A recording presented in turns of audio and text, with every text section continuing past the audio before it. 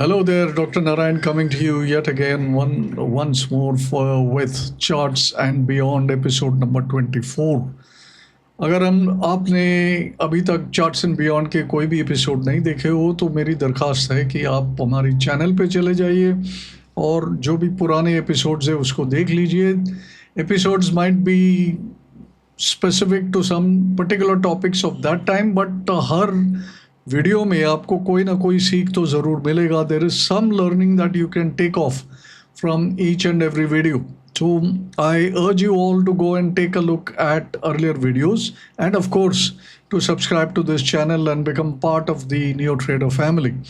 So Charts and Beyond is something that I do infrequently. कोई ऐसा periodicity नहीं है, every week, every Monday, every Tuesday वैसा नहीं है. जब भी कोई event होता है या कोई collectively थोड़ा एनालिसिस बेस्ड वेरिएबल्स आ जाते हैं जिस पे मैं कोई टिप्पणी कर सकता हूँ, तब मैं चला करके ये वीडियो बनाता हूँ.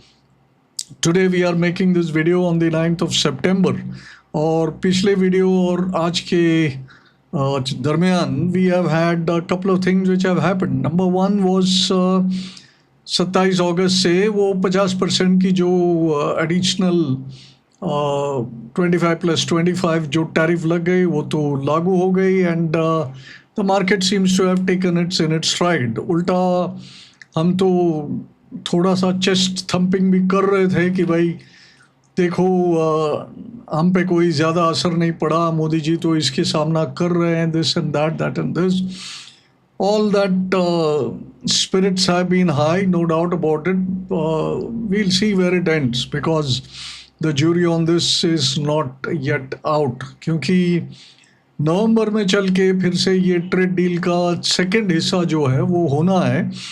उसके बीच ट्रम्प का जो ये टैरिफ्स वाला सिलसिला है उसी पे वहाँ पर कोर्ट्स ने रेस्ट्रिक्शन लगा दी है, but they have given him time till somewhere around middle of October कि वो कोर्ट्स भी वहाँ डिसाइड करेगा. तो lots of stories left on this tariff business inside of America and with other countries also. ठीक है. और उसके बाद हुआ ये सेकेंड थर्ड फोर्थ के बीच में ये जो जीएसटी काउंसिल की मीटिंग हुई, and they took forward the structural changes announced by Modi ji on the Independence Day about GST reforms. And indeed ये GST reforms जो आए वो काफ़ी अच्छे थे, and I think they will have long-lasting impacts. Initially, some difficulties may be there, but I think it will all get ironed out. And along with the another structural reform which happened, which was at the time of the budget, जहाँ पर tax rates की कटौती हुई है, together with that, this GST reform will put money into the hands of people. अच्छा, cynically बहुत सारे लोग हैं जो कह रहे हैं कि भाई ये जीएसटी रिफॉर्म पूरा दिखावा है और ये बिहार इलेक्शन को मद्देनज़र रखते हुए ये किया गया है, but I don't think that is quite correct. That is the cynical view of the whole matter, but I would rather think the way things have been done. हाँ, everybody has their own wish list. ये ऐसा कर सकते थे, वो वैसा कर सकते थे, इसको 18 में नहीं ले जाना था, उसको 5% करना था, इसको 0 करना था. All that wish list will always be there. Government can never fulfill all the wishes of all the people at any point of time. But I think जो major point जो हमको देखना है वो ये है कि गवर्नमेंट कोशिश तो कर रही है, right? And then there are many things which have happened. Our GDP numbers have come down quite substantially. Interest rates are likely to be cut again. This is what is in the air.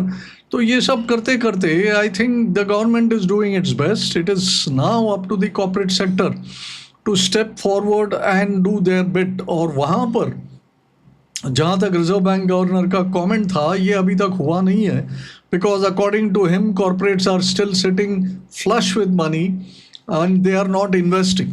अच्छा, ये invest करने को आएंगे तो फिर economy और kick start होगा और गवर्नमेंट की जो एफर्ट्स है उसमें और चार चांद लग जाएगा. And if large companies, good companies, healthy borrowers don't step forward to borrow money from the system, and the system is awash with money as we read, then the banking pack will be forced to lend to lesser quality borrowers, and that is always a bit of a problem, because as we saw in the last quarter or two, provisions for NPAs etc have not been reducing. In fact, they have been making more provisions as we go along. पिछले quarter में भी हमने देखा कि सारे banks ने provisions बढ़ाए हैं. So all those things are at play, और इसी के कारण हो सकता है कि जो market reaction to all these efforts has been a little muted. But be that as it may, let us go and see.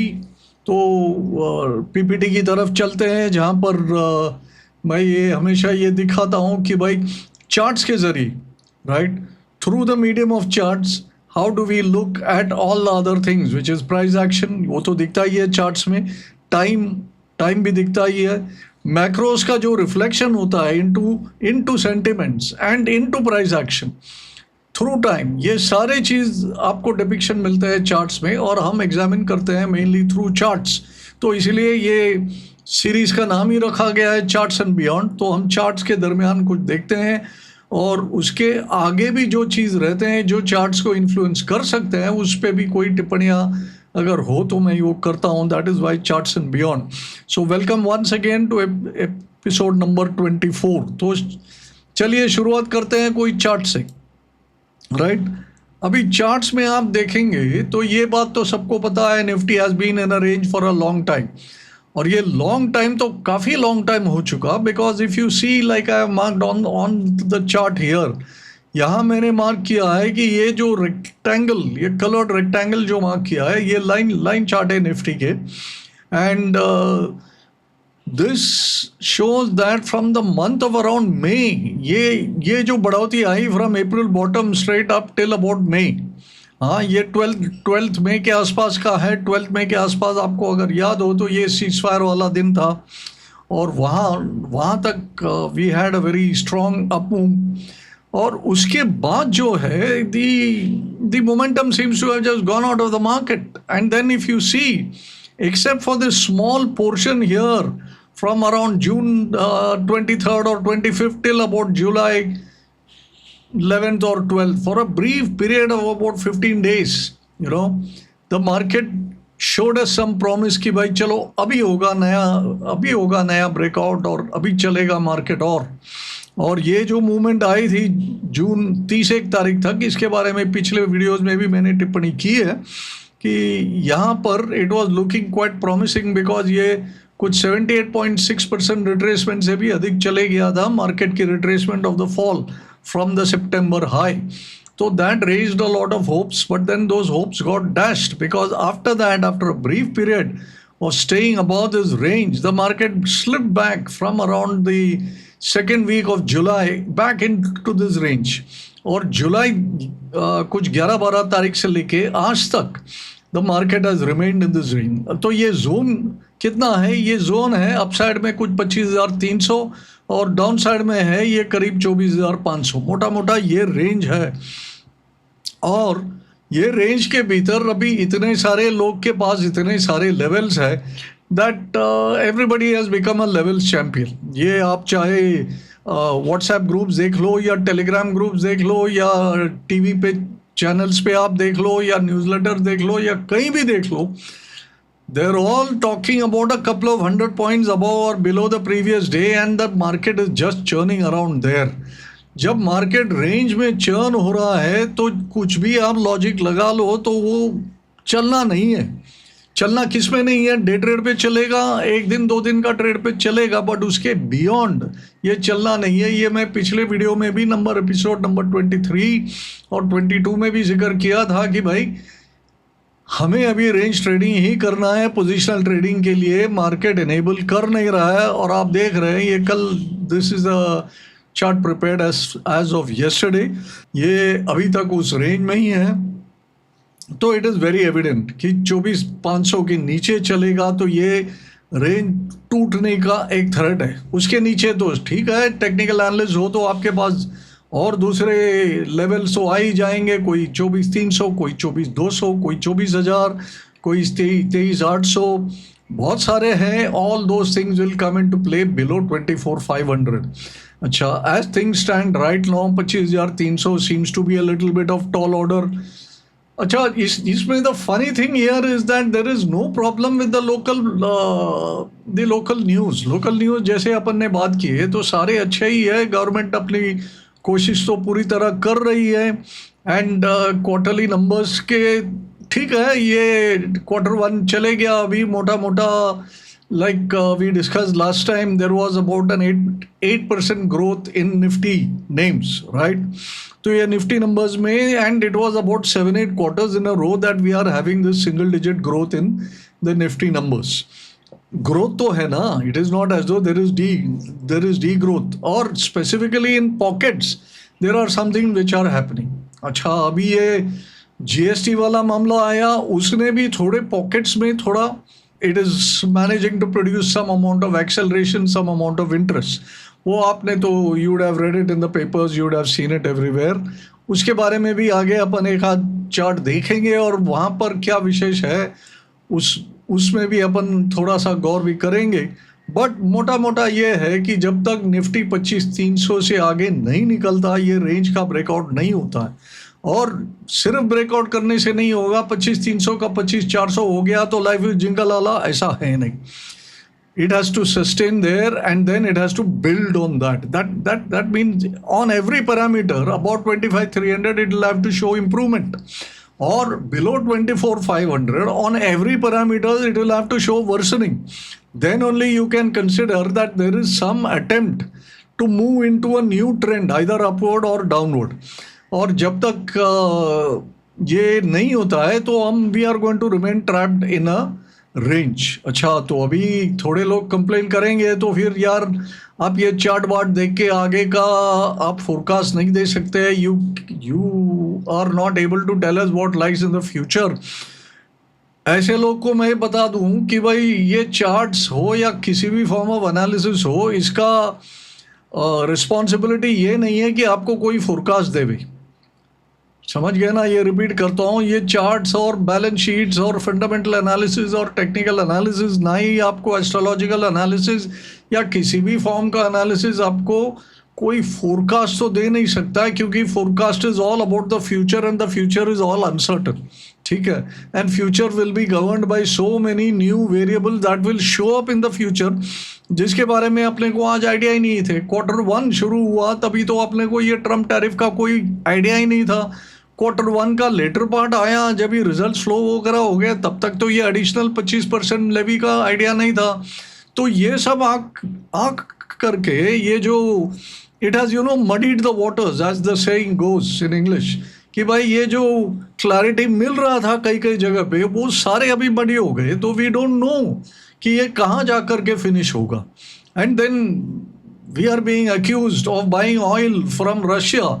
Now China is a bigger buyer of oil from Russia, और China पे tariff है 19% और हमारे ऊपर tariff है 50%. इसका कोई logic तो आज तक मुझे समझ में नहीं आया. किसी का समझ में है तो वो कमेंट्स में ज़रूर बताए कि भाई ये क्या लॉजिक है आपका समझ के अनुसार. If you are able to guide us, we will be thankful to you and I will definitely cover it in the next one. But as things stand, I am not very clear what is the logic कि भाई China should have a 19% tariff and India should attract 50%. And then moreover, Trump goes on to say कि I am not finished. Second round आएगा, अभी तो मैं Russia पे और sanction लगाने वाला हूँ, और रशिया पे सैंक्शन लगेगा, वो इंडियन टैरिफ्स पे क्या असर करेगा, ये सब के बारे में भी कोई आइडिया नहीं है. तो इन सम क्या है कि ये होल जो मैटर हो गया है अभी ट्रम्प को लेकर के और ये टैरिफ को लेकर के, it has muddied the global waters. मतलब ग्लोबली सबको कोई आइडिया नहीं है, नोबडी इज श्योर. और जब व्हेन नोबडी इज श्योर, ये रेंज के सिवाय दूसरा क्या हो सकता है. और रेंज से बाहर निकलने के लिए, जैसा मैंने कहा, it has to show some consistency. तो ये सब जो technical analysis in particular and fundamental analysis in general, what does it really do? It prepares us to do something about whatever is going on. क्योंकि हमारे जो action है वो तो प्रेजेंट में है और हम प्रिपेयर्ड नहीं है to deal with the present, तो फिर एक्शन तो नहीं होगा और एक्शन नहीं होगा तो फल नहीं मिलेगा। ठीक से एक्शन होना जरूरी है, तो प्रिपेयर्डनेस का ज़रूरत है। तो हम ये रेंज डेफिनेशन इसलिए कर रहे हैं कि भाई वी आर प्रिपेयर्ड। तो 25,300 के ऊपर सिर्फ इतना कहा जा सकता है कि market is ready for an upside. अच्छा, तो अपसाइड का तैयारी करो। 24,500 के नीचे market is ready for a down side, तो फिर क्या है, डाउन साइड का तैयारी करो। दोनों तैयारी में बहुत ज़्यादा डिफरेंस है। तो उस डिफरेंसेस को पहला पहचानो और उसके अनुसार आप काम करने का तैयार हो जाओ। और जहाँ जहाँ जो सेक्टर्स में, जो स्टॉक्स में कोई सिग्नल स्पेसिफिक आता है वहाँ पर काम करिए। This is the best that we can do and that is the only role of analysis. Analysis का टेक्निकल हो, फंडामेंटल हो, उसका इम्पोर्टेंस को आप ओवररेट नहीं करें। इसको एक फोरकास्ट ऑफ द फ्यूचर ना समझे। Forecasting of the future is at best probabilistic, और प्रोबेबिलिस्टिक का मतलब है there will be some number which is against the probability. 70-30 बोल दिया तो 30% चांस है कि वो फोरकास्ट जो है वो नहीं चलेगा। क्या आप वो 30% के लिए तैयार हो? That is what you should be thinking here. So this is what was the thing about the Nifty currently. This is where we are. जब तक इसमें अटके पड़े हैं तो आप एक दो दिन का ही काम इसमें एक दो दिन का ही काम आप करिएगा, और जहाँ क्लियर सिग्नल्स मिल रहे हैं उसके बारे में भी अपन थोड़ा बातचीत करेंगे आगे। वहाँ पर जाके और लंबा काम करने का कोशिश करिए। सो इसके बीच में what is an important metric that we should look at, ये मैंने दूसरे स्लाइड में दिखा है। तो अभी आप ये स्लाइड देखिए। ये स्लाइड है एफआईज के शॉर्ट पोजीशन। इसके बारे में हर बार अपनी बात होती है, सो many things have happened right, but FI के शॉर्ट तो घटते ही नहीं है। अब एफआई के शॉर्ट तो उल्टा बढ़ गए। ये तो एक दो दिन पहले तक का डेटा है, 1.91 लाख कॉन्ट्रैक्ट्स हो गए। तो this is a very large position and it has been remaining large for a long time. हाँ, एक बार 2-3 महीने के पहले कम हो गए थे, वहाँ से धीरे धीरे धीरे बिल्ड करते आए and this is at the highest. So we are at about 93% short and only 7% long. Take the statistic, then this is the lowest long short ratio that you have for the index, right? So we are at about 93% short. क्या ये 100% short हो जाएगा? मुझे नहीं पता। जिस गति से ये जा रहा है तो that is also a possibility. वो चीज़ तो हमने कभी देखी ही नहीं, उसके बारे में क्या टिप्पणी करें जिस चीज़ को तुमने देखी ही नहीं है, और उसके बारे में क्या डायनामिक्स डेवलप होगा मुझे नहीं पता। तो आज उसके बारे में बात करके कोई फ़ायदा नहीं है। आज क्या है, 1,91,000 contracts are short and FIIs are showing no interest to cover this. तो इसमें एक बात अभी उभरता है कि भाई लोकली समाचार तो सब अच्छा है, फिर भी ये लोग इतने शॉर्ट रख रहे हैं, तो क्या हो सकता है। इसमें मैंने एक ऐसा सोचा कि भाई एफआई के जो होल्डिंग है वो करीबन 21% होल्डिंग होता था, इक्विटी होल्डिंग जो एफआई इन्वेस्टमेंट थी। Till about 2 years ago the high it had reach was about 20.5% to 21% of the entire market was owned by FIs. Abhi now we have come to a 7-year low which is close to about 15%, and that is still falling because रोज तो बेच ही रहे हैं FIs. So if that is going on, they still have a 15% holding of the market, right, in equities. क्या ये सारे short उसके सामने hedge हो सकता है?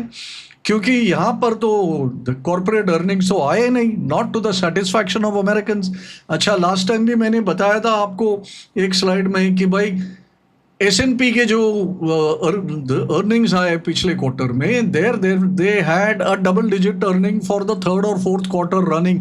तो वहाँ पर तो अर्निंग सरप्राइजेस आ रहे हैं, यहाँ पर बहुत कम अर्निंग सरप्राइजेस आ रहे हैं। उल्टा यहाँ पर अर्निंग्स डिसअपॉइंटमेंट्स आ रहे हैं। तो जब ऐसा है तो it is possible that they are taking a short position of quarterly numbers not really showing much growth, especially in the light of this new tariff business. ये भी हो सकता है कि भाई there is not much of an expectation कि quarterly results may come up much better in Q2. तो अगर Q2 भी चले गया तो फिर Q3 पे ध्यान देना पड़ेगा, and that is 6 months away. तो इतना समय का रिस्क कौन लेगा? और उसके साथ साथ करेंसी रिस्क भी है, करेंसी तो रोज घट रहा है। आप पिछले महीने में रुपया लेके आया एफआई बन के, तो आपका आपका जो करेंसी है 3-4% का उसमें इरोजन हो जाता है, and this does not seem to be stopping, and that can be scary for any fund manager from outside. अच्छा, अभी वहाँ पर पैसा बन रहा है लोकली, और यहाँ पर रुपया बन नहीं रहा है, और यहाँ पर जो अपना रुपी है यूएसडी आईएनआर का रिलेशनशिप है उसमें घटाड़ा हो रहा है. तो all these things combined may be making them little nervous to keep this shot going as a hedge. तो हो सकता है कि ये डायरेक्शनल शॉट नहीं हो. अपन यही सोचते हैं कि जब भी F I will be force to cover, तभी बहुत बहुत बड़ा यहाँ पर तेजी आ जाएगा. हो सकता है कि कटौती आए ही नहीं, ये लोग यहाँ से यहाँ मामूली से 1.91 can become 1.71, no big deal. वहाँ से कोई बहुत बड़ा ट्रेंड का इजाफा नहीं होना. Another possibility which one of the readers of my letter has also pointed out, and thank you very much for that. ये जो लेटर मैं लिखता हूँ on NDTV profit, weekly letter लिखता हूँ, जो इससे वाकिफ़ है वो एनडीटीवी प्रॉफिट में जा कर के देख सकते हैं.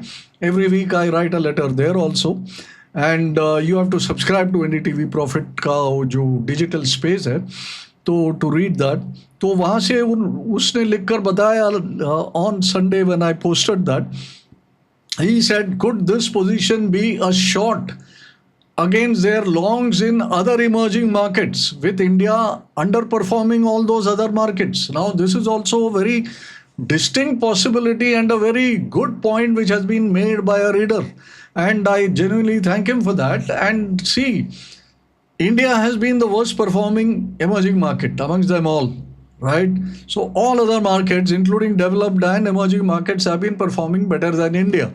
तो हो सकता है कि ये जो इंडेक्स शॉर्ट है, it could be a hedge against their long positions in other emerging market. That is also a possibility, क्योंकि ये लोग जब भी ये बड़े लेवल का गेम खेलते हैं, ये लोग थोड़ा हेजिंग के साथ ही गेम खेलते हैं.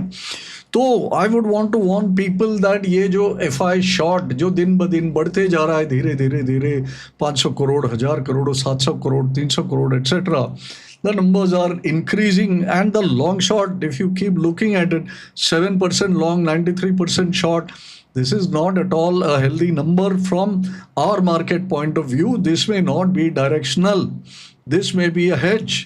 अब किसके सामने हेज है ये तो सिर्फ एफआई को पता है, अपन सिर्फ गेस कर सकते हैं. ये दो गेसेस मैंने ये आपके सामने रखे. एक खुद के उनके ये जो इंडिया पोजीशन है उसके सामने हेज हो सकता है, ये दूसरे अन्य इमर्जिंग मार्केट्स में लॉन्ग है उसके सामने हो सकता है, या तीसरा कोई कारण भी हो सकता है जिसके बारे में मुझे कोई आइडिया नहीं है. Right, so this is another point which I wanted to make. Okay, move this thing, moving on. अब जीएसटी की तो आई मीन जो डिटेल्स है वो सब तो आ चुकी. Now so many things have gone down to 5, some have gone down to 0, interpretations have come, some have gone to 18 and so forth, so long and so forth. So market has decided कि ये अच्छा है वो अच्छा है. Auto में तो clearly कोई बेनिफिट था, तो मैंने इधर ऐसे ही कोई 6 indices I picked out from the whole list of Nifty indices, जिसमें करंटली देयर इज बुलिशनेस. आपको सरप्राइज, आपको ताजुब होगा नाम सुन के, that other than Nifty auto index nothing prominent stands out really, not even FMCG. वहाँ पर कोई इतना बड़ा ट्रेंड आया नहीं है. तो two of them you all know, you are reading about it, is being talked about on television channels, it's being analyzed, etc. One is Nifty Auto Index, which is your index number 1 here, right? And the second one here is Nifty Consumption Index. So both of them you can see are hitting the highs as post all these events. Even as the index is not hitting the highs, index is remaining within a range or going down. The third is something which is called as a Nifty EV Index. अच्छे, इसके जो members हैं वो आप please आप NSE के site पे जाके देख लीजिए कि क्या मेंबर्स है, तो आपको खुद ब खुद आइडिया आ जाएगा कि which stocks from them are actually performing. There is an index called the Nifty EV index, तो that is also hitting the highs. फिर यहाँ पर आएंगे तो एक और इंडेक्स है Nifty mobility index. I am sure many of you have not even heard of this index, but look at it, it is one of the indices hitting the highs, Nifty Mobility Index. ठीक है. उसके बाद एक और index आता है Nifty rural index. तो rural companies, rural facing company जो है, जैसे डाबर, मैरिको वगैरह वगैरह बहुत सारे कंपनीज है जो रूरल फेस बहुत सारे हैं, तो they will all be part of this index. So again go to the NSE site and look up the members of all of these, and then you will find some of the names, and then you can look up the charts of that, or look at NeoTrader for help with them, right? So Nifty Rural Index is the other one. And finally the sixth one, where I found again an upside traction, there is an index called Nifty Transportation and Logistics Index. So this is the other one also which is showing upside traction. So like I said, everybody knows that there is auto index and there is consumption. ये सब में तेजी हो रहा है. But did you know about EV? Did you know about transport and logistics, Nifty Rural and Nifty Mobility? अच्छा, ये सब मैं क्यों दिखा रहा हूँ? क्योंकि अभी तो सिर्फ स्टॉक्स का एक्शन चल रहा है. निफ्टी बैंक निफ्टी का जो खेल है, it has become very difficult. Directional play is become difficult. Non directional play has become risky because VIX जो है, विक्स एकदम नीचे है. In spite of market being a little risky और being kind of being thrashed around by news flow, VIX is staying down. कुछ 11-11.5% पे ही वो VIX अभी अटका पड़ा है. When VIX is low, it is not a time to be shorting options. और बहुत सारे लोग शॉर्टिंग ऑप्शन से कर रहे हैं. ठीक है, 2-4 लोग तो पैसा बना लेते हैं, लेकिन जैसे ही VIX टर्न हो जाएगा, जो छोटे छोटे कैपिटल वाले जो ये ऑप्शन शॉर्टिंग का काम कर रहे हैं, उनकी तो बैंड बज जाएगी बॉस, ये तो क्लियर है. तो छोटे कैपिटल वाले ये लो विक्स पे ऑप्शन शॉर्टिंग का काम ना करें. 5 दिन में से 2-3 दिन आपको रुपया मिल भी जाएगा, लेकिन चौथा या 5वां दिन आपको लाफा तो पड़ना ही है. और नेट में आप देखेंगे तो सिंपल है. लास्ट टाइम मैंने बताया था आपको एक बात कि when you are shorting options, तो आप तो थीटा गेनर हो, राइट? अब थीटा गेन तो मिलते ही है, क्योंकि majority of the time market spends going sideways. But उसमें क्या हो जाता है, एक गामा थीटा ट्रेड ऑफ आ जाता है. गामा दूसरा एक वेरिएबल है ऑप्शंस के.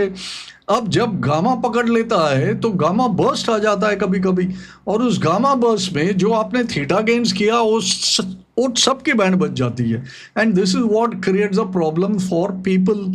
तो वो जो गामा बर्स्ट से बच के रहे, तो बच के रहने के लिए जो छोटा कैपिटल से कर रहे हैं, जो अनजान है बेसिक्स ऑफ ऑप्शन से या थोड़ा बिट एडवांस है ऑप्शंस के जो चीज़ है उससे जो ना वाकिफ हो, वो ऑप्शन शॉर्टिंग का काम एट 11% विक्स में ना करे तो बेहतर होगा. ये मेरी सलाह है. But people are attracted to fast and easy money. This is lazy money. अब थीटा गेन्स में करा के आप कोई भी प्रोफेशनल से पूछ लीजिए, वो मैक्स 1-1.25% आप वो कोई निचोड़ कर उसमें निकाल लेता है. अच्छा, अगर आपको 1-1.25% ही निकालना है पूरा साल में, तो यार आप अच्छा सा एक एफडी में पैसा डाल दो, छोटा मोटा रिस्क लेके इधर उधर काम कर लो, आपको एफडी हो जाएगा कुछ 8-9%, या कॉर्पोरेट बॉन्ड या कोई भी बॉन्ड में आपको 8-9% की यील्ड मिल जाएगी. बाकी आपको 3-4% की यील्ड निकालना है, वो यहाँ वहाँ से आपको निकल जाएगा. फिर इतना बड़ा रिस्क लेने का क्या ज़रूरत है. ये तो हो गई बात शॉर्ट ऑप्शन वाले की. अच्छा, बहुत सारे लोग लॉन्ग ऑप्शन खेलते हैं. क्यों? क्योंकि उनके पास कैपिटल नहीं है. अच्छा, लॉन्ग ऑप्शन आप खेलेंगे तो आपको गामा की ज़रूरत है, क्योंकि गामा आएगा तो ही आपको लॉन्ग ऑप्शन में मिलेगा पैसा. बिकॉज अदरवाइज थीटा उसका सब जो गेन्स है वो तो खा जाएगा over a period of time. तो गामा आपको चाहिए तो आपको थोड़ा सा रीडिंग होना चाहिए कि टाइमिंग का ज़रूरत है आपको. तो टाइमिंग के लिए आपको टेक्निकल एनालिसिस की ज़रूरत है, आपको न्यूज़ की ज़रूरत है, आपको सारे थोड़े चीज़ों से वाकिफ़ रखने का ज़रूरत है. तो आपको कोई एडवाइज़र की ज़रूरत है, कोई अच्छा स्पेशलाइज्ड सॉफ्टवेयर की ज़रूरत है, जैसा नियो ट्रेडर है वैसे कोई सॉफ्टवेयर्स की ज़रूरत पड़ेगी. तो उसके बिना आप ये लॉन्ग ऑप्शन का काम ना करें, क्योंकि उसके बिना आप काम अगर करने का कोशिश करोगे, धीरे धीरे धीरे आपका जो कैपिटल है, आप कोई लाता है 20,000 50,000, ये सब जो है वो सब वेटल आउट हो जाएगा। लॉन्ग ऑप्शन से काम कर रहे हो और थोड़ा बहुत टाइमिंग के साथ काम आप करें तो एक 4-5 लाख रुपया कैपिटल होने से आपका कोई रुपया बनने का आशा रहता है, तो इतना तो कैपिटल रखिए। अच्छा, रही तीसरी वेरिएबल जो सब लोग देखते हैं, वो है डेल्टा। अच्छा, डेल्टा से बहुत लोग वाकिफ़ है। अगर आपको डेल्टा गेम ही खेलना है तो आप पूरा डायरेक्शनल गेम खेल रहे हैं, उधर स्पीड के बिना भी काम हो जाता है अगर आप डायरेक्शनल गेम खेल रहे हो तो। अगर आपको डेल्टा ही खेलना है तो आप फ्यूचर में खेलिए, जहां डेल्टा ऑफ 1 मिल जाता है। ऑप्शन खेलेंगे, एट द मनी ऑप्शन आप ले लेते हैं। बहुत सारे लोग पूछते हैं कि ये आपका जो रिकमेंडेशन आता है न्यू ट्रेडर में, क्या मैं उसको एट द मनी ऑप्शन ले लूँ? ये क्वेश्चन तो बहुत बहुत बार आता है। एट द मनी ऑप्शन का डेल्टा होता है 0.5, उसके करीब इर्द गिर्द होता है, and that keeps going up and down. But if you want to play delta, then you better play the futures.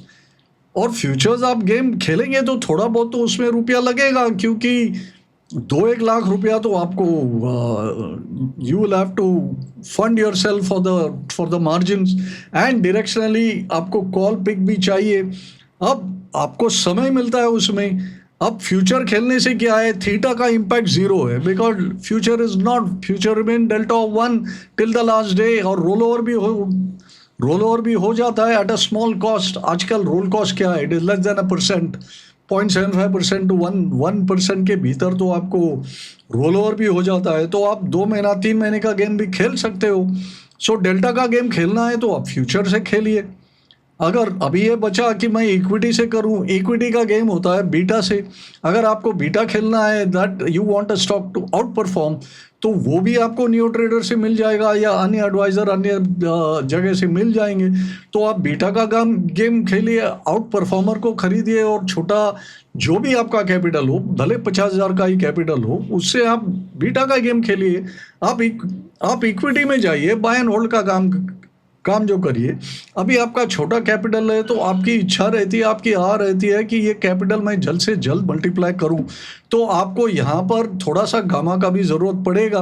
But an equity, if you choose it well and based upon good technical analysis, which will also comprise reading of the delta and reading of the gamma also is possible, and then you will be able to combine and take extraction of all that.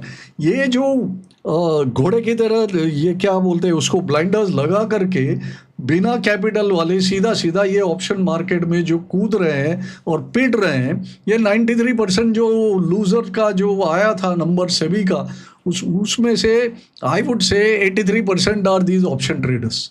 क्यों जाना है जहां पर आपको confirm रुपया टूट रहा है? So don't go there. Think of this, what I said. There is beta, there is delta, there is gamma, and then there is theta. 100 crore 50 crore का जो बुक है वो थीटा गेन्स का काम जरूर करे, उनको मिलता है पैसा, बट उनका गेम ही ये 1-1.25% का गेम है। आपका गेम वो नहीं है। आपका गेम है कि मुझे 5% मिले, 20% मिले, वो देखें। वो आपको थीटा में मिलना नहीं है, क्योंकि थीटा में आपको आ करके बीच बीच में लाफा लगता है, उसमें सारा गेन जीरोड हो जाता है जब आप ऑप्शन बेचते हो। इसके बारे में आप सोचते नहीं हो, और छोटे पैमाने पे, छोटा कैपिटल पे आप ज़बरदस्ती का ऑप्शन खरीद रहे हो, and then you don't really get the gamma effect there. तो आपका वो जो आप डेल्टा का गेम खेल रहे हो, वो तो अपने आप से आप मर जाओगे। तो डेल्टा का गेम फ्यूचर से करिए, रुपया लेके आइए, ये रुपये का मार्केट है। अभी ये मैं बता रहा हूँ सेक्टर्स जो आपको यहाँ पर एक्शन हो रहा है in response to some news input which is your GST changes. ठीक है। Fundamental to stock price movement is some news flow which is of structural nature. ये जो GST changes लाए वो structural nature का है. This puts money in the hands of people. जो tax cuts आए अच्छा बजट में, that puts money into the hands of people. जो गवर्नमेंट ने कमिटमेंट करा कि भाई we will invest into infrastructure from the government side, this will put money into play into the system, right? जो bank rates की कटौती आया है, that will put money to play into the system. ये सब structural changes हो रहा है, उसके साथ साथ हम लोग को अपना गेम को भी तो ठीक भी कराना है ना. So you please take that into account and play this game. All right, so that is why I'm showing you this. Okay, going back to the PPT again. Sentiment. अभी ये चीज़ है सेंटिमेंट. अपन ने सेक्टर देख लिए, अपन ने market के trend देख लिए. सेंटिमेंट के लिए यहाँ पर मैंने चार्ट लगाया हुआ है. लेफ्ट साइड में डेली है, राइट साइड में वीकली है, और मैंने एक सेंटिमेंट इंडिकेटर यहाँ पे डाला हुआ है. ये फियर एंड ग्रीड का मेजर है which is done as an oscillator. Daily में आप देखिए that oscillator is labelling the daily sentiment as being worried, right. On the weekly it is showing it as being hopeful. ये specially it is a clear indication of what we saw. वो ranging में there is a worry कि range नीचे की तरफ टूट जाएगा, but larger trends are intact. So there is a hope कि वो रेंज सर्वाइव हो जाएगा और ये सब जो न्यूज़ फ्लो आया है उसके कारण बढ़ जाएगा. So there are two indicators that I put in the daily indicator. Look that they are the indicator is trading near the worry side and then it is going down, whereas in the weekly it is just off the hopeful side, and that is why this is also labeled as being hopeful. So at the same time, because the daily and the weekly coexist at the same time, right? So daily में worried है और weekly में hopeful है. इससे क्या होगा कि थोड़ा confuse state of affairs will prevail, और इसमें बहुत सारे लोग को क्लैरिटी नहीं होता है, इसलिए अपना खुद का क्लैरिटी लेना बहुत ज़रूरी है. तो ये सब पॉडकास्ट जो हम लोग कर रहे हैं, that is to produce some degree of clarity which is possible. ठीक है, because I am as confused as you are, but I am using all these tools to try to clear my own confusion and my own sense of worry and my own sense of hope. All right. अच्छा, अभी ये chart का setup है, ये मैं हमेशा बताते रहता हूँ कि Ichimoku is my favourite setup. अभी इचिमोकू लाइन देखिए, ये वीकली चार्ट है. ये वीकली चार्ट है क्योंकि ये I am not a daily forecaster, specially in this charts and beyond. तो इचिमोकू में क्या है, there are 5 lines. There is the TSKS line. ये जो टेंकेनसन है ये शॉर्ट टर्म लाइन है. अभी prices are below the short term line, तो it is showing that the short term is somewhat down, but उसके करीब ही है तो it is not down very much. ठीक है, ये इसके पहले जो अप्रैल से रैली हुआ जून तक, उसमें अच्छी दौड़ चली. It remained about the short term, reached up. But यहाँ पे देखिए the kijun sen line is flat. Kijun sen line is flat बोले तो ये जो रेंज के बाहर, ये जो 26 पीरियड रेंज है उसके बाहर निकल नहीं रही है stock prices. So then when this is flat, then the medium term trend is flat and it has not improved. तो यहाँ से या तो ये इम्प्रूव होगा या तो ये नीचे चले जाएगा. दैट वी हैव टू सी. तो this is what is again worried and hopeful, दोनों है उसमें. अच्छा, उसके बाद हो गया 2 और line, senkou A and B, which is the cloud. Current cloud is red and then it is below. तो नीचे गिरे तो भी, क्लाउड तक गिरेगा तो भी आपको 23,800 तक का जगह बन जाता है गिरने से, और यहाँ पर तो फ्लैट क्लाउड है. तो वर्स्ट केस सिनेरियो अभी के लिए अपन कोई मैप करे कि 24,500 से नीचे आए, तो 23,800 के नीचे तो एक्सपेक्टेशन नहीं है इंडेक्स में. This was the same situation in the last video also, episode number 23. It remains the same situation today. That means in the 10-12 days that has passed after the last episode, the market has remained the same.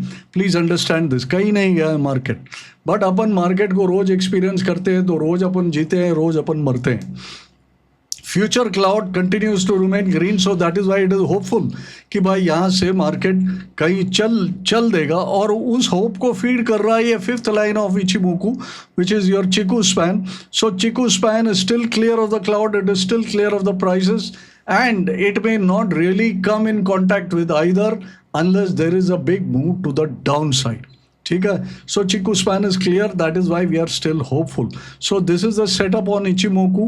तो Ichimoku भी वही बता रहा है जो हमारा sentiment indicators बता रहे थे. तो दैट इज द सिचुएशन. तो all our indicators are showing the same thing. अच्छा, अभी मैं चार्ट से लेक करके नियो ट्रेडर में जा रहा हूँ. नियो ट्रेडर के आपको वेरिएबल्स दिखा रहा हूँ. नियो ट्रेडर में इचिमोकू में एक specially build built in feature है which is bull and bear scores across different time frames. तो मैंने इधर मेजर इंडाइसेस ले लिए, बैंक निफ्टी और निफ्टी, और उनके 4 टाइम फ्रेम के अनुसार मैंने लिया है, that is 30 and 60 minutes for intraday और short term, 1 day and one week. तो यहाँ पर आप देखिए बुल स्कोर और बेयर स्कोर। आप एक सबसे पहला देख लीजिए कि बेयर स्कोर में कोई बड़ा नंबर नहीं है, so that is the good news. ठीक है, डेली में बेयर स्कोर आया 28। No, that is because the last few days have been down, लगातार हुआ है, but 28 is also not a very scary score. अभी ये 40 के ऊपर चलने लगे तो then we have to take a little bit of थोड़ा सा चिंतित हो जाएगा if this score start to go above. But अन्य स्कोर्स आप देखिए, weekly score berries is all 0, 60 minute score is 0 and or 7, which is all very low numbers. At the same time you are finding that the bullish score is also not very much. तो Ichimoku ये दिखा रहा है across all the time frames, intraday and daily and weekly, that the market is somewhat neutral. ये अपना जो range मैंने जो शुरू में आपको दिखाया था chart, this is in keeping with that. So every indicator, ये जो चार्ट्स के जरिए अपन निकालते हैं, ये तो चार्ट से ही निकला हुआ है। तो नियो ट्रेडर क्या करता है, चार्ट्स का जो रस है वो पूरा खींच लेता है और आपको एक ही शॉट में दे देता है। तो ये Ichimoku bull and bear scores आप देख लीजिए, इस पे मैंने अलग से वीडियो भी करा है, and if you search our YouTube section for videos you will find them there. If you are interested in it, contact our office, they will give you the videos और गिव रेफरेंस और the links to it. इसको ज़रूर देखिएगा, how to read this. ये जो scoring है of Ichimoku, ये तो आपको कहीं और नहीं मिलेगा, सिर्फ नियो ट्रेडर में ही मिलेगा। This is one of the special features of neo trader, right? So this is one aspect. अच्छा, ये जो है सपोर्ट रेजिस्टेंस के बारे में मैं बता रहा हूँ। पिवट क्लस्टर्स में मैं कैमरिया पिवट्स में काफ़ी फेथ रखता हूँ among all the pivots. Standard pivot है, Fibonacci pivots hai, and so many other pivots are there. Camarilla pivots are the ones which I like to use the best, and that is one featured quite prominently inside NeoTrader. अब intraday pivot तो आप ignore करिए for finding the cluster, वो भी cluster के साथ हो जाता है, that will be for the day.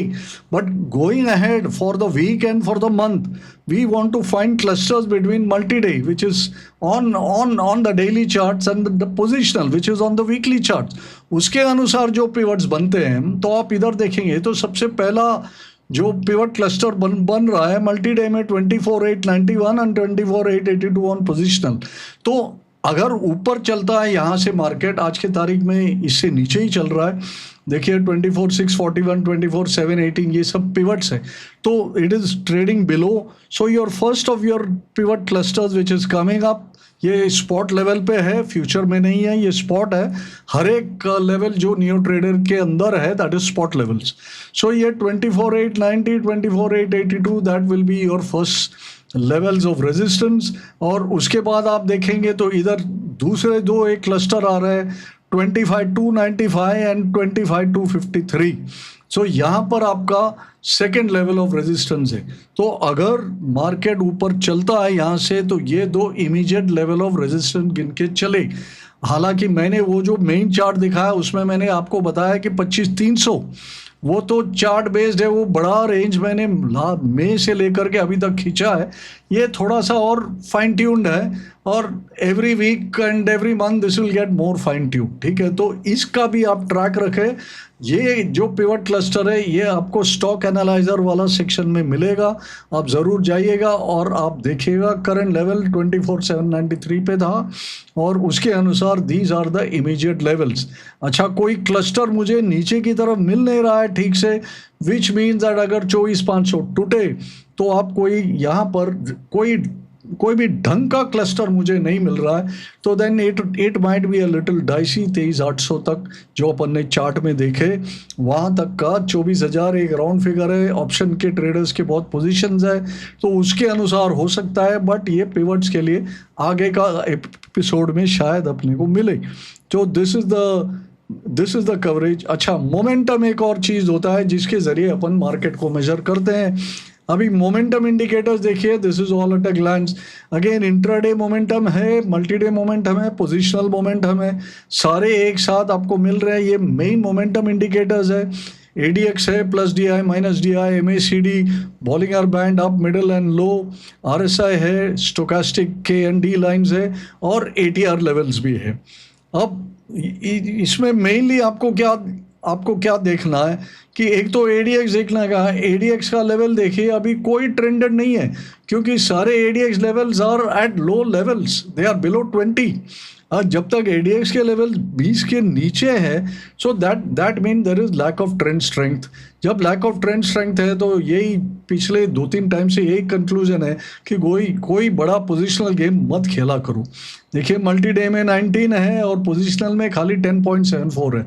So that mean the weekly ADX and all is at a low level, so no point in doing that. अच्छा, ये पीडीआई और एमडीआई देख लीजिए, प्लस डीआई माइनस डीआई, वो भी 20 के करीब ही है। Generally they need to get past around 20-25 levels for it to be become meaningful. तो ये तो कहीं भी नहीं है, ठीक है। थोड़ा सा इंट्राडे में है, वो इंट्राडे में अप एंड डाउन होते ही रहेगा। बट आप देखेंगे तो मल्टी डे में और पोजिशनल में ये they are still struggling to get into any kind of trend, and both of them plus DI minus DI are close to one another, which again means that there is no trend. All right, if there is no trend, then we should not really be looking at big long term plays. अच्छा, MACD है -40.84 daily में और this multi day time frame में, so that means it is on the negative side, which means that the market is leaning towards the negative. It's only in the longer term that it is nicely positive 207, but अपने को पता है कि long term trend is still not disturbed, तो ये 207 is not surprising. It is just that so many days and weeks the trend has been down in the daily or intraday that इसमें थोड़ा सा गिरावट आया है, but not to the extent that it has damaged the long term trend. अच्छा, अभी आप देखिए बॉलिंगर बैंड, टॉप बैंड और बॉटम बैंड में काफ़ी है अंतर। There is nothing new. If the Bollinger bands are not squeeze, नया ट्रेंड का इजाफा होना मुश्किल है। When bands are uniformly wide, sideways trends will continue. RSI देखिए सारा न्यूट्रल पे है, 50 के आसपास ही घूम रहे सारे टाइम फ्रेम में, तो आरएसआई भी आपको बता रहा है कि कोई ट्रेंड का शक्ति है नहीं। स्टोकास्टिक भी, they are all trading around the neutral zone, 40, 50, 30s everywhere. So anywhere you see there is lack of momentum also. So if momentum is lacking, then you will have to not take big position. You will have to confine yourself to day trades and maximum 1 day trade or 2 day trade. अच्छा, अभी आपको Nifty का ATR जो है, ATR helps you to set stops and ATR helps you to set targets. अभी आप देखिए ये ATR on a multi-day basis is at 204, which is also what you are saying कि 200 पॉइंट से ज़्यादा मार्केट में एक साथ में मूवमेंट का इजाफा नहीं हो रहा है, और इंट्राडे में भी 100-150 पॉइंट तो घट जाता है, ऐसे ही बढ़ जाता है, ऐसे ही घट जाता है। तो आपको जो रेंज चाहिए तो ये 200 पॉइंट से अधिक ब्रेकआउट हुए ऊपर या नीचे, तो जा कर के कोई ट्रेंड स्ट्रेंथ का आइडिया आवे।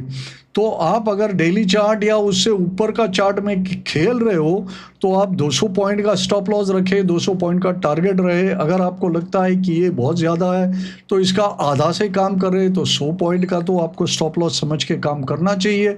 बहुत सारे लोग हैं, स्पेशली ऑप्शन ट्रेडर, वो बोलते हैं हम लोग 20 point 20 points and 30 points on Nifty we will be playing with. ये सब फ्रॉड विद डेंजर है, ये जल्दी में आपका स्टॉप लॉस ट्रिगर हो जाएगा। बहुत सारे यूट्यूब वीडियोस वाले बोलते हैं कि 20 पॉइंट स्टॉप लॉस से करो। आई थिंक वो गेम खेलते खेलते आप थक जाएंगे, बिकॉज इतने सारे स्टॉप आपके उड़ेंगे और उतना आपको प्रॉफिटेबिलिटी नहीं आएगा विच विल ऑफसेट दैट। तो कम से कम ये डेली अपना इंट्राडे में ये दिखा रहा है कि 47 पॉइंट्स इज द ATR, तो 50 पॉइंट निफ्टी में आप स्टॉप लॉस नहीं रखेंगे तो आपका trade is in danger of hitting the stops.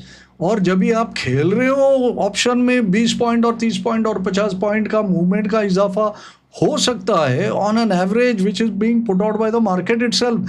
ये 47.31 मेरा नहीं है कोई आंकड़ा, ये मार्केट का आंकड़ा है।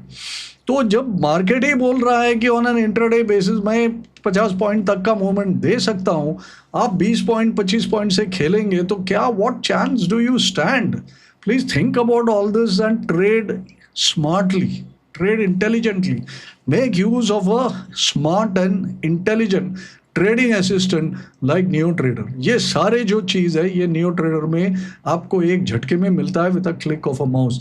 That is Y I have made it and that is Y I rely upon this implicitly. मुझे कोई सोचना नहीं है, यहाँ पर देख लिया तो सारा किस्सा मालूम पड़ गया। मैंने अभी अभी आपको एक्सप्लेन किया मोमेंटम के एंगल से, आपको एक्सप्लेन किया मैंने पिवट के एंगल से, आपको एक्सप्लेन किया मैंने इचिबुकु के एंगल से। ये सारे चार्ट से ही उभरते हैं, they are all coming out of the charts only, but they are all collected and they are assessed in a manner that they produce for you ready-made information that you can put to use without thinking, because they are all reliably assessed. ये मेरे 40-45 साल का experience से निकला हुआ चीज़ है। अच्छा, तो अभी ये सब तो देख लिए अपन, चार्ट देख लिए अपन, नियो ट्रेडर को देख लीजिए। अभी थोड़ा सा बियॉन्ड वाला चीज़ में चलते हैं, चार्ट्स एंड बियॉन्ड में। बियॉन्ड में क्या है, अपने पास कुछ अमेरिका का डेटा है। अमेरिका में अभी क्या बात हो रहा है कि भाई रेट कट तो आनी ही है, बिकॉज जैसे उनके जॉब्स डेटा जो आए रिसेंटली उसमें से तो ऑलमोस्ट 95% सर्टेनिटी हो गया कि अभी अगला फेड का मीटिंग में रेट कट तो ज़रूर आना। तो वो 10 ईयर बॉन्ड्स में रिफ्लेक्ट होने शुरू हो गए। तो 10 ईयर बॉन्ड्स का आप इधर देख लीजिए, this is with the 10 year bond with Gann angles अभी एक सपोर्ट तोड़ने की तैयारी में है, और इसके बाद गैन एंगल इधर है। ये तो काफ़ी बड़ा गिरावट का संभावना है। I am not saying it will, if it comes to that, this is somewhere like 3.6%, that is quite a bit far away from where it is currently, which is closer to 4%। तो you have to be alert about the movement in the 10 year bond rates of US, क्योंकि ये global impact होगा। नीचे आप देखिए, ये एक tracker indicator जो हमने बनाया है नियो ट्रेडर में, ये फीचर होगा आगे चल करके, ये दिखा रहा है क्लियरली कि यहाँ पर जो बॉन्ड्स में ट्रेड करते हैं वो लोग ना तेजी वाला उधर जीत रहा है ना मंदी वाला जीत रहा है। There is frequent criss crossing of the bullish and bearish lines. The red line is for the bearish and the green line is for the bullish. तो rapidly there is crisscross. Currently what is happening that the bullish line is down and the bearish line is about to go up. So the chances are that this support line may break and then the bond yields can fall further. If the bond yields fall further, it will set off a lot of dominoes across the world. ठीक है, तो इस बात से थोड़ा वाकिफ रहे। This is something that I want to bring to your notice. अच्छा, अभी दूसरा आइटम जो है ऑफ इम्पोर्टेंस वो है द डॉलर इंडेक्स।